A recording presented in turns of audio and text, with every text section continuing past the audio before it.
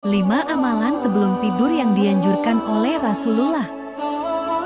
Pertama, wudhu sebelum tidur. Berwudhu menjadi salah satu amalan yang diajarkan Rasulullah sebelum tidur dan disukai oleh para malaikat. Berwudhu artinya adalah bersuci yang akan menjaga diri kita agar tetap suci selama tidur.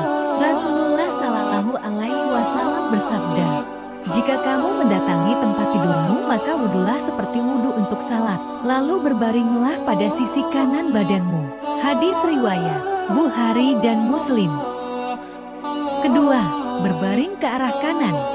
Tidur berbaring ke kanan juga memberikan manfaat bagi tubuh. Hal ini juga disebutkan oleh Ibnu Qayyim.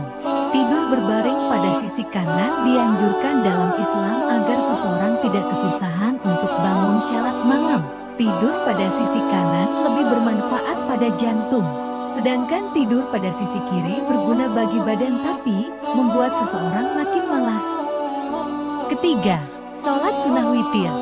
Mendirikan salat sunnah witir juga menjadi amalan sebelum tidur yang dianjurkan dalam Islam. Dari Abu Hurairah radhiyallahu anhu, ia berkata, "Rasulullah mewasiatkan kepadaku untuk berpuasa 3 hari dari setiap bulan, salat witir sebelum tidur, dan dari salat duha. Maka sungguh itu adalah salatnya awabin, salatnya orang-orang yang banyak taat kepada Allah." Hadis riwayat Ahmad dan Ibnu Huzaimah. Syekh Al-Albani mensyahihkannya dalam Syahih Al-Tarhib wa Al-Tarhib. Keempat, membaca surah An-Nas, Al-Falaq, dan Al-Ikhlas. Doa dan amalan sebelum tidur selanjutnya adalah dengan membaca 3 surah pendek, yakni surah An-Nas, Al-Falaq, dan Al-Ikhlas. Rasulullah mencontohkan membaca ketiga surat ini dilakukan sambil meniupkan ke kedua telapak tangan. Setelah itu mengusap kedua tangan tersebut ke wajah dan bagian tubuh yang dapat dijangkau. Hal ini dilakukan sebanyak 3 kali.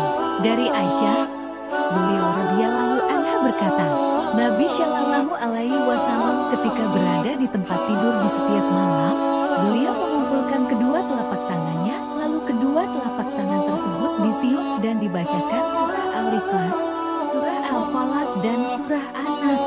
Kemudian beliau mengusapkan kedua telapak tangan tadi pada anggota tubuh yang mampu dijangkau dimulai dari kepala, wajah, dan tubuh bagian depan. Beliau melakukan yang demikian sebanyak 3 kali.